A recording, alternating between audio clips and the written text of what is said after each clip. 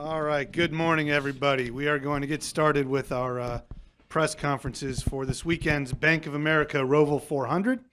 We kick off the day with Clint Bowyer, driver of the number 14 Mobile One Advanced Auto Parts Ford, and we are going to open the floor to questions. If you have a question, please raise your hand.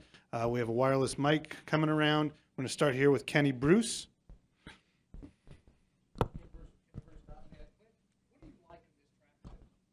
Anything at all?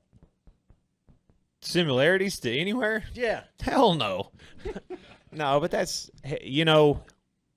this was a good gauge for me. Yesterday we did a fan day at the shop at Stewart Haas Racing. The turnout was phenomenal. It really took me back pre-08, and in the world and especially our world of NASCAR and the energy, the turnout, the crowd.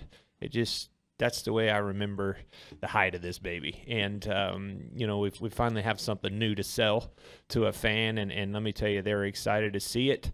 It got me excited. You know what I mean? I think Marcus has done a good job of turning this into an event and not just another race. And I think we're all going to be pleasantly and excited to see the crowd that shows up for this race. I think we're all in store for something new, and it's pretty exciting to know we're on the forefront of that. I'm going to go over Nate, and then before we go to the back of the room. Nate Ryan, NBC Sports. Just to follow up on that, Clint, is that a sign that they should do more of this and try to change things up more often on the schedule?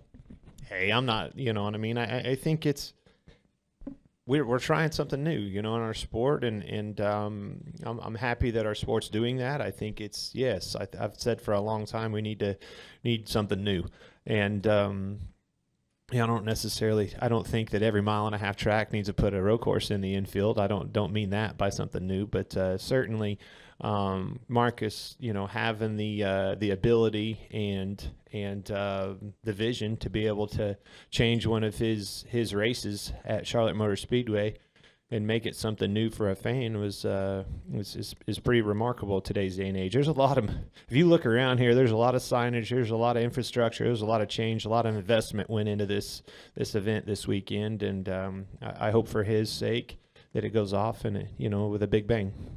And just from your perspective, you have a start in the Rolex 24. I would presume that's the closest thing, proximity that anybody has to like what this might be, their most reasonable facsimile. Does that give you an edge at all? And for other guys who ran the Rolex 24, does that give you a little bit of a sense of you sort of know what a road course inside a massive oval is like? Or yeah, we ought to make this a 24-hour race. Feel a lot more fun. Yeah, might as well. Done everything else. I think a 24 would be fun, but I want to do it all myself. Yeah, be just fine. Mark Arrow, way back here. Mark Arrow, PRN. Clint, can you talk about where you're sitting currently in the playoff and your mindset going into this race? Yeah, I think, anytime you have something new like this, you got to look at it as an opportunity. I need an opportunity. 4 points out of, the playoffs, you need an opportunity, and this is exactly what this track is. We had a good test here. I made a lot of laps here. Relatively comfortable and enjoyed it. I'm going to enjoy this weekend, and I think that the opportunity's there, and we got to go out and take it. Good morning, Clint. Hill Overton, WIXC Radio. Hope you're doing well. Question: you have been known to win on a road course before. While this is different from Sonoma and Watkins Glen, can you apply anything you've learned and having won before to racing here this weekend? Yeah, I think, just the rhythm. It's rhythmatic. You got to get out there, find that rhythm, find your comfort zone, and ride in it. Take care of those Goodyear tires and pace yourself, but rhythm. Get in that rhythm. Don't make mistakes. Stay on the racetrack.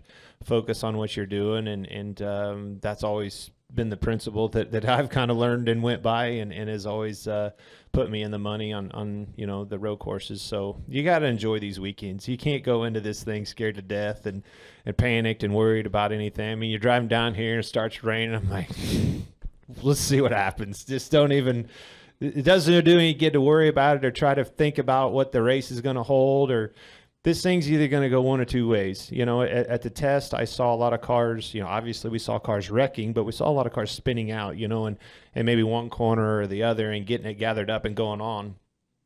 If those turn into full course cautions, then you got a race that's all hell's going to break loose. If they can get that thing gathered up and get going and just keep it a local caution or whatever they call it, you know, I think you know, somewhat the race will play out and run green. But I mean, these are the best racers, you know, stock car has, motorsports has. So we're going to go out there and put on a show and race hard and you know, it's always, people are always expecting the worst.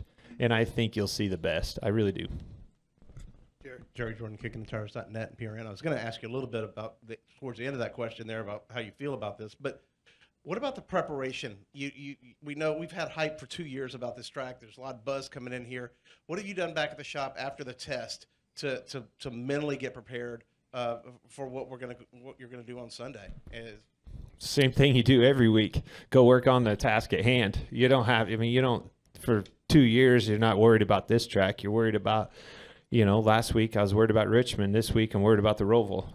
You can't worry about one specific track or one specific weekend in this thing. You've got to be good on all of them. You can't just be good on one of them.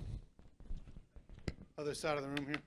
Danny Harnden, Fox 8 TV in Greensboro. Ever since they announced the Roval was coming here, it seems like fans and the media, they've been like, oh, it's going to be great. It's going to be chaos. It's going to be wild. But as drivers, are you like, oh, hold on there. We got to figure out how to drive this thing. Well, I mean, hey, I've always been a realist and I'm always cautious to oversell something. You always want to overdeliver.